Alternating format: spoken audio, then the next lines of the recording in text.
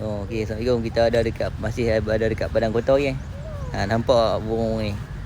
Sambil-sambil tu kita tengok burung juga. Yang jalak Hong Kong ni. Dia macam mana boleh terlepas kat sini. Duk bermain kat padang kotoi. Yang ni mau dapat anak dia cantik. Steady. Mahal ke mah? Mahal juga burung ni.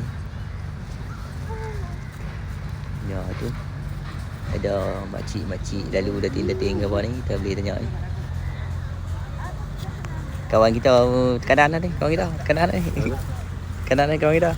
Dia kata nak bagi buat benda baik, kita orang tak mau. Ni pengalaman. Aduh. Kita dengan dia. Okay, saya orang pertama yang Pecahtung berjaya. Daripada orang galau, daripada orang tak bagi. Saya orang pertama yang berjaya. Sabut yang buat dia sabut je ni orang terima. Okey. Kita masih nak terus mencari. Kita harap pakcik tadi kita tak ambil gambar pakcik tu. Dan harap pakcik tu dapat tunjuk dari dia. Semoga dia membaca Al-Quran tu. Yang baik ni. Okey, bantai.